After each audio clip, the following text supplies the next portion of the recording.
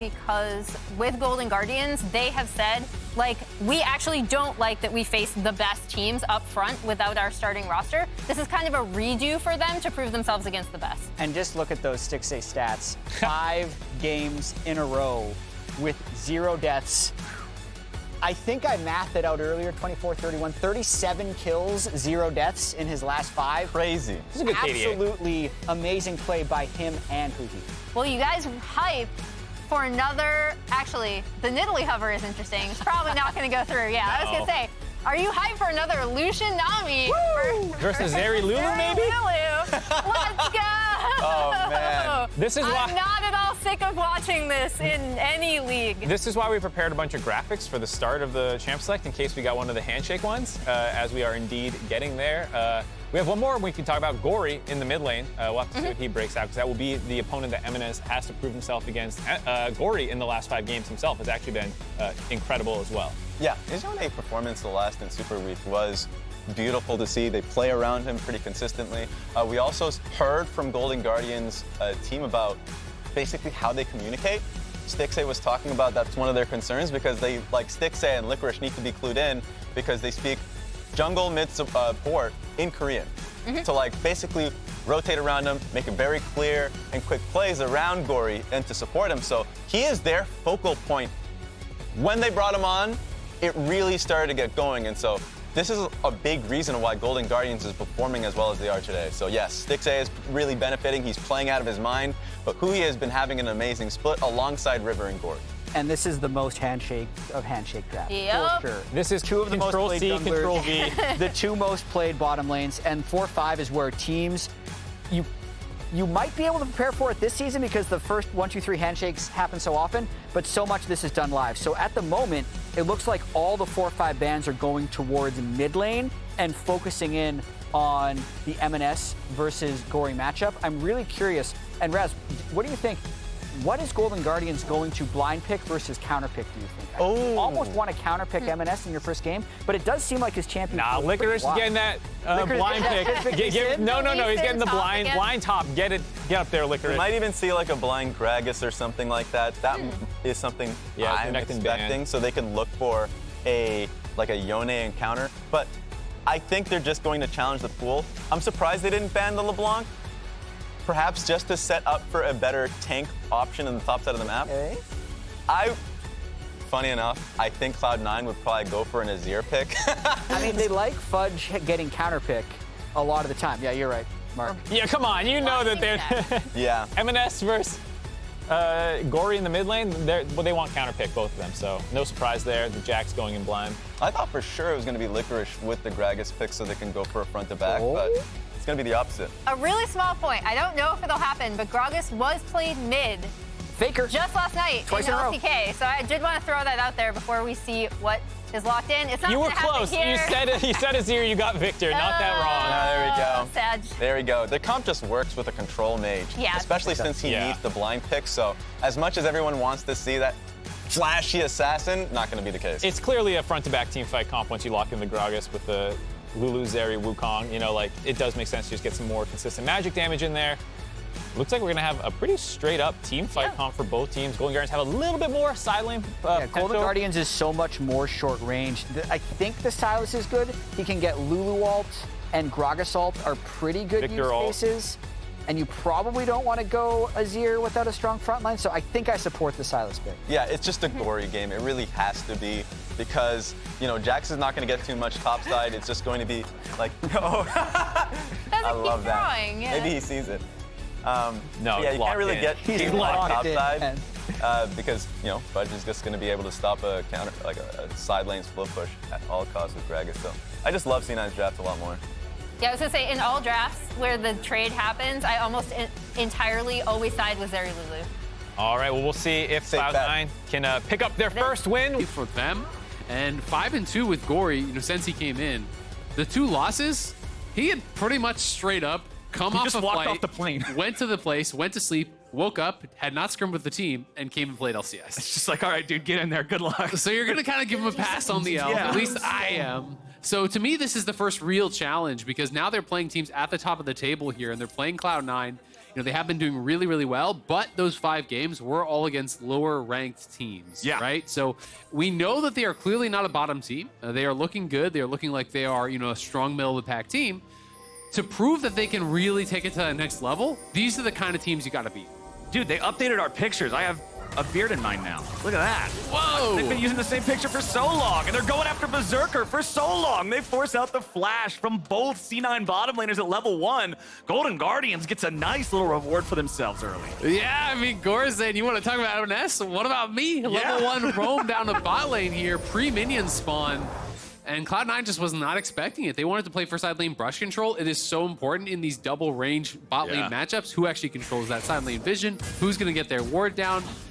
Golden Guardian just sent the extra man. If there was multiple people there, they wouldn't have had to commit to it. They see that they have the extra man. They force both flashes. And now, what can be kind of more of a skill-based matchup, I think gets swung very heavily in the favor of Golden Guardians. And I'm excited to see EMENES on this pick specifically for his first debut game. Viktor's not one of those champions that's generally a super flashy big deal, but he is one of those champions who, if he's not properly controlled early on, becomes a big deal later on in the game.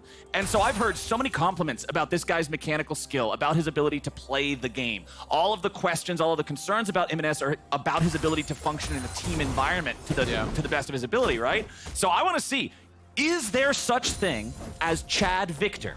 And if so, will we get it here today? There is not, unfortunately. Don't do this. Come on, man. Let me live in my imaginary world. He's going to stand near his tower and farm for a while. But we'll see. We'll see. Maybe he'll prove me wrong. I mean, here's the thing, right? You want to see a guy who's known for solo kills and known for his lane dominance come in and play really, really aggressive. Yeah. And so far, he has been able to do that. In this lane, he's getting the advantage of it. Most of these Viktor lanes are really just down to how many lasers do you hit, how many E's can you hit. Because if you can constantly land those on your opponent, you are going to chunk them down. You're really going to tax Sylas' resources. But the reality is also that when you're coming into the LCS, it is a much higher level of player that he is going to be playing against than he was in Academy. So he can't just run over all the games, in Assassins necessarily. You've got to be able to play the control mages as well. And River now going to try to punish bot. They know there's no flash on either, but great positioning from C9. Yeah. C9 being able to respond, chunk Stixxay down more. Even though it's Golden Guardian sending the extra man down here, I think it's C9 who ends up better on the health bars. Absolutely, and I just love the positioning. They have this ward here covering. They didn't want to actually put it fully in try. They put the ward there, and normally that wouldn't be enough time, but because they hugged the very bottom side of the lane, that ward gives you enough warning when they're coming through Tribe Brush. This is getting really spicy. Licorice has probably got to leave here. I mean, Fudge is getting low in mana, but the W basically costs nothing. Yeah. So you always have to be worried about this. And I'm not sure if Fudge is actually playing Biscuits or not, but if he is, I can actually really check. If he has a Biscuit come through, he could have enough mana to kill you all of a sudden. And he is playing Biscuit delivery, so. We've got the cookies. What is the timer on those? As somebody who never lanes, I don't. It's every 2 minutes until 6 minutes. Every 2 until 6. So he gets one at 4 minutes. All right, so that's not too bad. Then he'll be able to eat one of the cookies here soon. Come on, cookie spawn. There it is. All right, so if you're like me and didn't know exactly the timers on those, that's what they look like. Fudge easily able to disengage the potential stun there from the counter-strike. Gragas' body slam, for those who don't know, overrides almost, if not every single other movement ability in the game. If you're trying to leap strike at him or anything else, he can just shut it down. His belly out there. His belly hits first. That's the rule with the belly is unstoppable. The belly has more AoE than every other thing in this game about like gods and warriors. It's just the unstoppable belly. Who's just as large as the galaxy. Yeah, it's just no. Superhero space dragon versus one large man. The large man wins. But unfortunately, large man is losing this lane actually pretty heavily. And this is actually really well done by Licorice. He's been able to actually fight this out very, very well, getting a number of grass procs. And he's actually taxed the mana so heavily of Fudge while keeping his health high enough that Fudge can't actually crash the wave. And he's already down 2 full waves, which is pretty surprising. Yes, you expect sometimes with Gragas' kind of awkward last hitting that you're going to go down a little bit. But you definitely did not want to be going down this far on the first buy because Licorice is going to come back with a much better buy now. He's going to try to TP and likely try to defend the crash, and if he's able to do so, that's going to be really tough for Fudge. And especially with it being these 2 players, man. When you think about the first half of Spring Split so far, Fudge has pretty consistently been a bright point for Cloud9. He's found a lot of fights, he's found a lot of angles, he's found a lot of wins. Best top laner in league, I think. Yeah, and Licorice has been more of a weak spot on Golden Guardians. A lot of times if you look at their games where they struggle, a lot of people are going to point fingers over to him as the guy who has the most room to make improvements. And so if Licorice is starting off by dunking on Fudge Fudge in the lane, hey, that's a great sign for these guys. It absolutely is, and I agree. You know, I'm a big fan of Licorice, but he has had, I think, a tougher season. You know, even over a lot of these games, he has been falling prey, I think, to a lot of ganks. And even when he is creating individual advantages, he sometimes can't really kind of extend those and turn them into a team advantage. He's got to be careful here, as he does want to fight to keep that wave, you know, from crashing. But because he has no idea of where the jungler is, he intelligently will just allow it to crash. So that is the right move. It's not what you want to do, but it is what you have to do. Because if you're playing, you know, in the middle of that lane without knowing where the jungler is and Gragas is 6, you're gonna die. And I mean, that's a big part, especially in top lane, because the lane is so long, is that discipline. Being able to understand when you need to make the quote-unquote wrong choice because it's right once you have that perfect information. Disengage from Fudge, topside, ulti's being traded back and forth. Stixxay has Zven low, forcing the Lulu to use both summoner spells, flashing back underneath the turret to survive. I mean, River has been down here, I want to say like 3 times. He's come down a lot. You know, I guess 2, you can maybe say 2 because the first time it was like kind of 2 trips, but it's pretty much at the same time. Yeah. But he has been spending a lot of time down there, but Blaber's not really created any sort of farm advantage, you know, with that. So River is being very efficient with his time. And it's, again, another summoner force. It's not a kill, but they're up nearly 700 gold. They are going to try to challenge here at the Dragon, but Gori's around, and they have the extra man with their bot lane here. Yeah, Golden Guardians just bring more men over to the battlefield, and that means they'll force the flash out of the C9 mid laner. EMENES just has to retreat here. Blaber leaves his clone inside the pit, but nothing else. The Drake's down nice and low. The smite's ready from River, and Golden Guardian's gonna force their way into that first neutral objective. I'm pretty surprised that Cloud9 even tried to actually attempt fighting that out, because Zven had been pushed back to base, had no sums, but he was nowhere near. As Licorice having to be a little bit respectful now, as you know, the burst can be quite high from this Gragas, but you said it earlier, they did trade the ultis there. You know, Licorice doing a good job getting pretty aggressive, but the nice disengage ult from Fudge kept him safe. Didn't have to actually blow any summoners. But the story is still the farm. You know, it is still that 2.5 wave or so advantage for Licorice. And he should be able to be back with enough time to catch this crashing wave on top side. So Golden Guardians doing a really good job thus far. You know, slight advantages in some of these lanes have built up to a couple hundred gold lead. Couple hundred gold feels good for the Golden Guardians with no kills on the board just yet. That first Hex Tech Drake feels really nice for legitimately every champion on the Rift. Everybody loves ability haste, and even the attack speed is useful for everyone during the laning phase, just making sure that you're maximizing what you're getting out of that farm. We do have the Rift Herald finally alive on the map, 8 minutes, 15 seconds into the game. Because the first Drake was taken so early, it's not necessarily going to be that handshake that's often seen over the neutral objective. Yeah, absolutely. And we'll have to see, you know, if Golden Guardians want to actually move up. Stixxay was at least faking a base. He's going to be forced to stop there by Zven.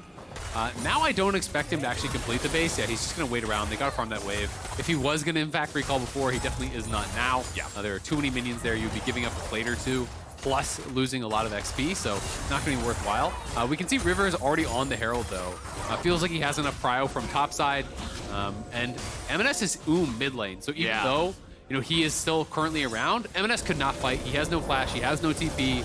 Gori is just arriving back in mid lane, so there's not going to be a fight. It's just the tempo is better from Golden Guardians, and they're set up better to respond. So Cloud9 going to have to give that one away, and it's going to be back-to-back neutrals to Golden Guardians. A really promising start. One thing that I also want to point out here, because of the nature of the summoner spells that everybody has, top lane TPs are synced up. They both teleported back at the same time. Mid lane's a bit of a different story. Gori is about to have his teleport ready to go, and there's still a couple of minutes left on the teleport of EMENES. And that means that Golden Guardians could try to make a move with that Sylas earlier. Of course, we're still 4.5 minutes away from the Unleashed teleports. It's really where you start to see those. So it almost has to be a punish for a dive or something. Yeah, exactly. You could look for a punish for a dive. Potentially, you know, maybe at this next Dragon or something like that. Sometimes you can bail your top laner out of a bad situation. You know, as you mentioned, he doesn't have TP. So if Licorice gets chunked down, he can actually take a base, go mid, and you can have Gori TP top, and you can do some things like that. So there are still advantages you can gain. But of course, pre-14, it is difficult to really find big ones. Yeah, Fudge and Licorice. Ooh, Licorice jumping away to guarantee the angle on the explosive cast does not knock him back towards Fudge. If he doesn't get out and get that angle, he could be in a whole lot worse of a spot. EMENES walking away with 200 HP. The Nami wave comes flying in. It's first blood over the Golden Guardians. Blaber flashes back underneath the turret, but they're ready to keep on chasing. Huhi picks it up, and Golden Guardians get 2 for 1. Nicely done. Golden Guardians able to punish the missing flash there on EMENES. That is really, really big. Getting that Viktor on the back foot here. You want him playing scared. You want him to be really worrying about moving out in these dangerous situations. He is stepping out to actually clear that ping. River goes in as soon as the ward is down, so he just doesn't see him. Gori steps around, gives him the vision to ult over the wall. So really nice tag team play there with Huhi moving up. Even though Blaber was around, Blaber does get the 1 kill back, but you're never really going to be able to win it out in this 1v2. Even with the tower shot, not quite enough. Unfortunately, Gori gets neither of those kills, but it is still a gold positive play for the Golden Guardians. But good things for C9 on the top side is that Fudge is starting to work his way back up into this matchup, really starting to chip away at Licorice and is closing that farm lead slightly. And even though Gori didn't get the kills, he got the Everfrost. It's the first major item of the game completed, and it's such BS to play against on Sylas. I'm not even going to bother mincing words or being politically correct about it. It's just obnoxious to deal with. It guarantees he's going to hit the E2. It sets him up, and you can see they're forcing EMENES back again. They take his flash again, and they're keeping the pressure applied to this Viktor. Yeah, and they forced that flash because he didn't know if River had his ulti yet. River didn't have his ulti for a couple seconds, but that's basically impossible to time, and now Blaber in trouble. There's the Everfrost. There's the Everfrost. There's the E2. There's an interactive gameplay experience for a jungler. Yeah, I'm still mad. Yeah, I can tell. Well, another kill Golden Guardians way. They are really pressuring EMENES. Saying, welcome to the LCS, buddy. Congrats. Yeah. It's a different story up here, but EMENES looking to try to get a kill. Will be pushed back again, though, by River. River's been playing well around Gori, and this is one of those things. When you're playing melee versus range, you have to be able to play aggressive. And often that means your jungler has got to be around you so that you're enabled to play aggressive. So you're not just jumping in for this trade and dying when the enemy jungler is there. You've got to be protected. You can't just throw yourself into the meat grinder. Yeah. If you're coin flipping, something's probably not going right during the setup phase, because that's not generally the outcome. But Golden Guardians, things have changed a little bit up here in the top side. Licorice has been having a much harder time after the initial laning phase stages as he flashes away from the ulti of Fudge. All right, how's it? So remember, even though it looks like, oh, maybe Licorice can jump back in with an empowered leap strike and hit him, the belly is bigger. Every single time. If Fudge decides to use his belly, the lamp will fail. Yep. Yeah, and Licorice basically flashed over the ultimate there to try to avoid the disengage, to try to get that solo kill, but then Fudge flashed away, and now EMENES in trouble! Oh my god, it's just so powerful! He just jumps on him, guarantees the damage from the Q-Max Q2 proc, and destroys that Viktor. Gori is fearless. He knows how far ahead he is now. Yeah, Gori is stomping in mid lane here early on, really getting the better of EMENES, who has just been punished so heavily for missing summoners. Yeah. And they're forcing out those flashes, and then they're just relentlessly attacking him, and Gori now is pretty far ahead. It's 1,400 gold lead in that mid lane, so he's just going straight at him. He's just going to force Blaber to be there every single time to try to cover him, and he won't be there every single time. So EMENES getting solo killed up here. He's got a lot of health. Yeah, he's about 60-70% HP, wants to stay around and try to clear this out, but gets tagged by the absconded Duck, and once one connects, the next is guaranteed to. There's the Everfrost. It guarantees both parts of the queue, as you pointed out. The Kingslayer comes through for the execute. Just beautifully played there by Gori. And when you're this far behind as Viktor into that Sylas, you've got to be playing very respectfully. You absolutely cannot get hit by that E2. He does. And now they're going to try to bail him out by moving him into a different lane because they know he can't really compete with the Sylas anymore. They're going to shift the lanes around. They're putting Fudge in that side lane against him, which is not going to be fun for Fudge by any means, but it's more okay if your Gragas falls behind than it is your Viktor. Right, Gragas still is going to have the utility. He's still going to be able to cause some ruckus in the fights a little bit, but Viktor has just got to scale up. But it is worth mentioning that this is not tank Gragas. This is AP Gragas, so it's still going to be pretty rough if Fudge falls too far behind. He is going to be likely building towards that Everfrost first, almost always. And as you say, you'll always have the utility, but when you're AP, you want to have enough gold income that you can quickly get to Azonias, quickly get to some of these utility items that are going to allow you to have some survivability in that fight. Right. And you also want to have enough power behind your combo that when you're going in, you are actually threatening lethal on some of these players. There's a big difference between seeing the Gragas engage in the full combo and knowing, hey, this might hurt, but we can regroup after, or no, you can't be hit by anything because you'll die. It changes the entire way you have to play the fight. And right now, Golden Guardians are almost 3,500 gold ahead at 15 minutes. They're absolutely clobbering Cloud9 early. They're going for their second Rift Herald of the game. They already got their second Drake of the game. C9 is just struggling all over. Top lane at least sort of leveled out, but as you were saying, the lane assignments have switched. Yeah, exactly. I mean, Fudge had started to win in the 1v1, right? You know, he was struggling as far as farm went on early on, but he had started to win in some of those chip wars. You know, Licorice was giving about as good as he got. You know, was pretty close. That tower's dead, though. Yeah. They're just going to keep the pressure on EMENES here. He's got to leave, and he will do so, so he should stay safe. You can't go in on that because there's no follow-up, but with plates already down, they're just going to follow him around the map. Just don't allow the Viktor to have a safe place to farm, and this is really smart stuff from River. It's a little bit of kind of picking on the new guy, you know, realizing that there's going to be more nerves, there's going to be that discomfort, but Huhi is here. Can they take this 1v2? Oh, yes, they can do a ton of damage there. Huhi's back had nearly completed, but they show up just a little bit too early, and that meant that Huhi knows to stick around. He fires off the wave from where they can't see him, and Blaber takes a huge chunk. C9 immediately has to back off. Yeah, Blaber getting chunked down very, very low. You know, Gori just trying to bait that in that, what Cloud9 thought was a 1v2, but clearly was that 2v2, and then Licorice even really quickly committed with the teleport. Yeah. Honestly, at the end of the day, it's still a good play for Cloud9 because they get the TP out and they do survive, so they're not going to be too concerned about it. Yes, their look for an assassination that side lane did not work out, but you force Summoner, you're feeling okay about it, and we'll see when they can find their opportunities because, you know, this is one of those games I think Cloud9 has had a number of games where they're falling a little bit behind and you can kind of depend on the Berserker, but this lead is of a different magnitude. It is a very, very big lead that has opened up. Pre-20 minutes 4K is tough. Oh, that's tough too. Yeah, that's a tough one. Tower gone as well, man. This is gonna be like 5.5K lead for Golden Guardians, and we had the questions, you know, can they compete with the big dogs in the league? Very clearly, yes. Dude, they're just absolutely smashing C9 here so far. The third Drake of the game, about to spawn here in 35 seconds or so. I'm going to put you in the hot seat for a second, Isaac. Do you think Cloud9 even wants to fight this? Because they're so far behind. I don't think you can. I think you're way too far behind. Especially because there's not even like 2 items on Berserker. If Berserker was at a really strong point, then maybe. But I would be pretty surprised. I think it's a very uphill battle.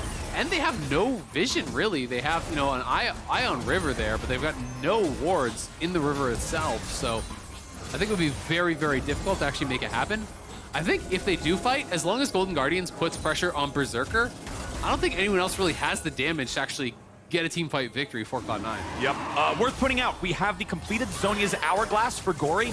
Massive playmaking tool, allows him to just dive in and not be under a whole lot of threat. You've also got a stopwatch for EMENES, but he only has 1 completed item compared to the 2 full completed items of his counterpart. Gori with a stolen ulti, knocks away Fudge and Blaber, turns around for a little bit more damage onto the C9 jungler. EMENES just dies. Gori disengages, getting himself in. He's knocked back into the fight. A nice ulti there, and they're going to guarantee the kill now with Berserker. Golden Guardians falling apart here a little bit as C9 out-team fight him. C9 gets 3 for nothing, and C9, no matter what happens, man, Berserker always finds his play. Oh my god, Gori just got way too confident there. He was trying to zone basically 1v4. He ends up having to spend the Zhonyas, and then it's just a perfect ultimate from Fudge. Yeah, Berserker got the kills, but Fudge is the one who really set him up there. The beautiful ult, and it wasn't just 3 kills. That was at least 2 shutdowns, if not 3 shutdowns. Yeah, you said you wanted Zeri to have 2 items. I think Zeri's got 2 items when she goes back to the shop. Yeah, Zeri's got 2 and then some. So let's watch this one more time. I mean, Gori initially, I thought they were just going to zone with the culling, throw out the ult defensively, and then all kind of congregate. But things get kind of weirdly split up. Gori ults in Fudge a little bit aggressively. I'm not sure if that was intentional. And then I don't know what EMENES is doing here on the side. He's just stepping up 1v3, trying to actually take down Stixxay. You are not that fed, my man. And then that ult was so nice. Not only does it actually soften up Stixxay so that you get the kill with a laser, it knocks back in the Sylas, gets you that kill as well, and then another shutdown onto River here. So that is just beautiful, beautiful stuff. Big mistake from EMENES, and honestly, a pretty big mistake from Gori. He kind of served himself up with the stolen Gragas ult. Both mid laners put themselves on the buffet cart that time around. It's a little unfortunate for them, but as you pointed out, it was Fudge setting it up so Berserker could knock it down. And now we're at a point where even if you are 3,000 gold behind, you've got Berserker being the man who has the opportunity to carry the whole game. Yeah, so he just got 2 shutdowns plus the kill, plus the assist gold. You know, bounties were available there. And all of a sudden, I mean, I don't know if we can bring up the gold graph, but Berserker is the richest man in the game, right? It is no longer Gori, because Berserker already had perfect farm, and then you give him a couple shutdowns on top of that. Now he really is. Yeah, you're still up 2.5k. Golden Guardians are still in it with a chance, but you're not at soul point. And the strongest member is the Zeri on a guy who we've seen get countless pentas, it feels like, on this champion. Yeah. Cloud9 have a very clear win condition. Well, Golden Guardians have a very clear target. They immediately go in. Vi came back into pro play initially to target Zeri, and that's what she's doing here again today. EMENES, man, what are we doing? What are we doing? He TP'd in early. I think he was hoping that maybe he could bail him out. He's thinking, all right, my carry's under attack. I'm going to TP in. But the problem is he TP's in. No one else is even around. So it's a 1v4. And this just means that now you can't even stop them from doing Baron. If EMENES is alive, you know, maybe those 4 members can actually push them off of Baron because it is a very early Baron, which is risky to do. Yeah. But all of a sudden, both carries dead. There's no way Cloud9 can stop you from doing Baron. So it's a freebie here for Golden Guardians. Yeah, you got to turn on bot side, but the lead is going to be extended right back to where it was. And now you have the Baron to collect even more gold here. So what wasn't into the game, quickly thrown away. River using the Vi ulti to find the Zeri. The follow-up from Stixxay, who, remember, was the MVP of week number 4, our super week. Over the course of those 3 games, he died all of 0 times. The man's got the ability to follow it up here for the damage, and this is just easy peasy for Golden Guardians. Yeah, I mean, just a little bit of greed. I mean, the members from Cloud9 were up here, right? Like, there was no one actually close to that. And then you're looking at EMENES. He's trying to TP in on this ward to try to bail out Berserker. I mean, his hope is very clearly, I can get in here, you know, maybe Zven and Blaber can come down, but there was no flash on Berserker, so there's no real way out. Berserker, I think, felt like, hey, I can step up from this wave, and then if I'm in trouble, I can just get back and dash over the wall. Yeah. But you can't get back there that fast without flash, and Fudge now in some trouble, potentially. Fudge getting away from the bubble, from the tidal wave follow-up, so the Nami ulti's not going to be available here for a little bit, but Golden Guardians still has Baron buff up and running on everybody here. They're going to mount up with the 4-1 split. You've got River sort of hovering a little bit between both sides, but the Jax pressure in mid lane from Licorice, they're just going to try to shove this up, clear this out, make sure they're taking even more. EMENES will be the one having to deal with clearing out those minions in mid on his own, while the rest of Golden Guardians pressures the rest of Cloud9 in the bottom lane. Gori with a stolen Gragas ulti just to knock him back away, give Golden Guardians the opportunity to finish taking this turret. Cloud9 looking for a chance to jump on him if they get greedy for that last auto attack. So they're just going to let the cannon minion take care of it. River jumps in, but he won't find anybody on the back end of things. Golden Guardians seems content with the tier 2, so now they're going to rotate more men over to mid, try to take that tier 2 as well. Yeah, just using this Baron really to try to extend that gold lead. That's generally all those early Barons are for. You get a lot of gold for actually killing the Baron itself. You get 1.5k or so. And then you're able to try to knock down some towers. They're taking over the enemy jungle. You can see bot side jungle here. Look at the wards. It's basically all red team wards. It's all Golden Guardians wards. Cloud9 is getting shut out of their own jungle, and that is kind of the knock-on effect of this siege, is that you're sieging mid-tier 2, bot tier 2, but you're losing control of your own jungle. So all of a sudden, it is not just the towers that are getting gold to Golden Guardians. They're farming 3/4 of the map. They're farming the extra quadrant of jungle. So your jungler starts to fall behind. Their carries start to really get accelerated as well. And that's the thing to always remember when you're losing these neutral resources, whether it be the big ones like Heralds and Drakes, or whether it be just your small camps. It's not just them getting 100 gold for taking chickens. You're losing 100 gold. The game is balanced around both sides having these resources available. Yeah, 200 difference between where you could have been and where you are. And the Golden Guardians now see their opportunity to grab the 3rd Drake of the game. Very important that Cloud9 got that last one in that miracle fight with the angle that they found with Fudge and Berserker. Otherwise, that would have been Ocean Soul for Golden Guardians, and they would have had some real problems on C9. As Gori goes over the wall, Fudge looks to disengage, and that'll be enough to get him away from Sylas. Yeah, well played on this engage ult there. Is pushing Gori back. No shot in the 1v1. Gori almost has his death cap. I mean, this is not even 25 minutes in, and he's going to have that death cap very, very soon. He's already got 550 gold, so just needs another 500 or so in the bag there, and he'll be able to pick up that death cap, and then he is going to be monstrously strong, especially if he hits 16. The ulti cooldown starts getting really low, plus with all that AP behind it, it'll be very, very difficult to deal with this guy. Cloud9, it's kind of just all eggs in the Berserker basket, but when Gori is this fed and you have a Vi, you kind of just have to like ult onto Berserker, just go. Just throw like a stolen Viktor ult on him, anything like that to push him out of the fight. And it becomes very, very difficult for Cloud9 to really have anything to say about it, right? Like, even if Berserker doesn't die, but he's just having to run, well, that creates the freedom for Stixxay and Gori and Licorice and all these guys who have a lot of gold to really just do whatever they want in the fight. So this part of the game is what I'm most interested in, because we've seen so many situations like this before in the LCS where a team who is traditionally a lower tier team has an advantage over one of the ones that's usually at the top. And it's this part of the game, it's this 20 to 30 minute area where a lot of times the traditionally lower tier teams struggle. They don't know how to close the game, they don't know how to push the lead forward. They end up making one of those mistakes because they're not used to playing from these positions as much that ends up throwing that lead away. So the big thing I'm watching for Golden Guardians here is team cohesion. Make sure nobody's in some stupid spot with no wards. Make sure nobody's out making a play when nobody's within 2 seconds to follow up, right? As long as they can play clean from here, I think they got this.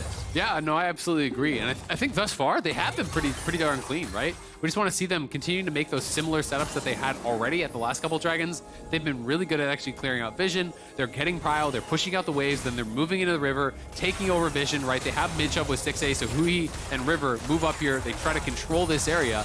These are the kind of ways that you want to see teams get vision. It's not just a flip where they're just walking straight in with no pressure, right? They're forcing someone to show on mid-wave, then they're moving in so they always have numbers. And this is the intelligent way to get vision. But as that wave gets answered, now it's Cloud9's turn to try to move forward, to try to get some wards in this area, to hope to keep some eyes on anything like a potential Baron, because Baron is that next objective on the table here. And it is one that likely Cloud9 would want to try to prevent, that would want to try to fight.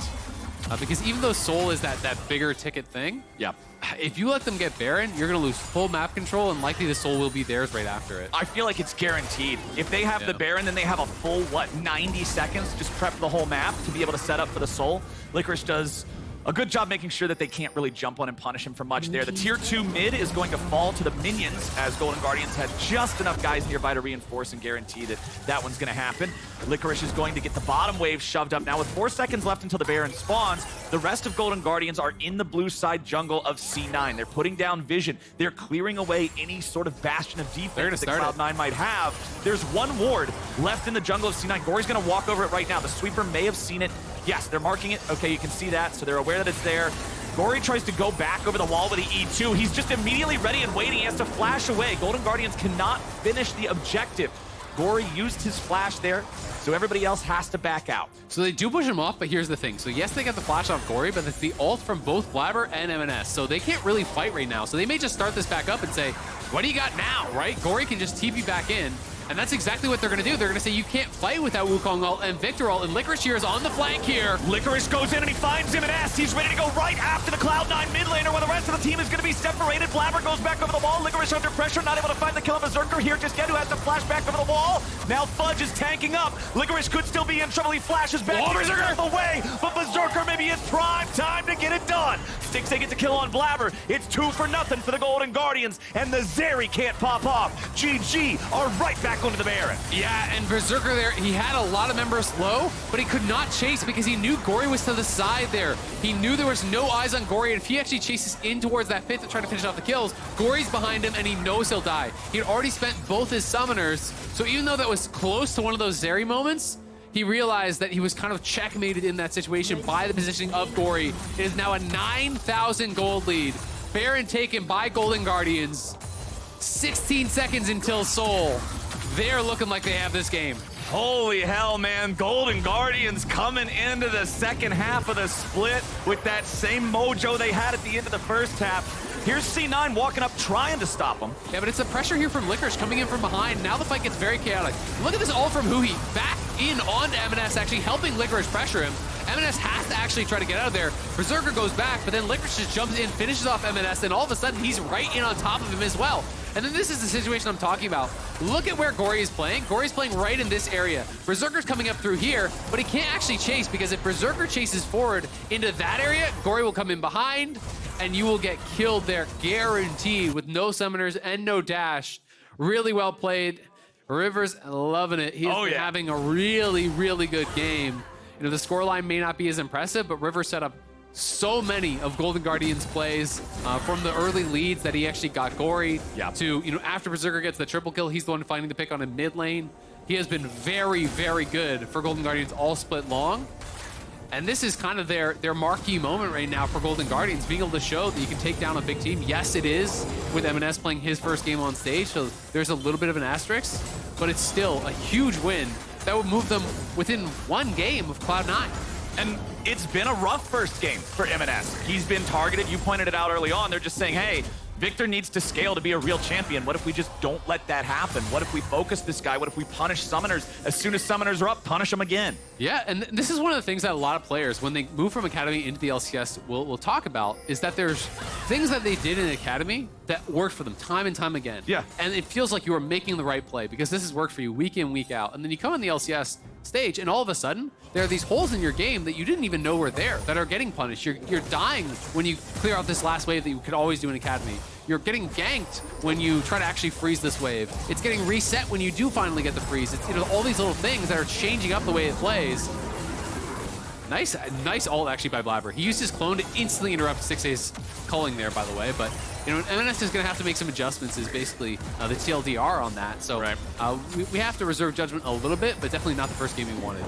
Well, C9 are now dug in, trying to defend against the remaining 30 seconds of the Baron buff of the Golden Guardians, who also have a 10,000 gold lead, who also have an Ocean Soul, who are also pressuring 3 lanes at once. Licorice going to get that top side shoved up, stop EMENES' defense. Only for a moment, Blaber being forces to make sure they can't do a whole lot of damage to the turret. It's the mid lane tier 3 that has suffered the most. The only one that's below half is right there. Another wave about to crash into bottom side, but the waves aren't perfectly synced up, so Cloud9 is sort of shuffling their guys around to stop each one individually.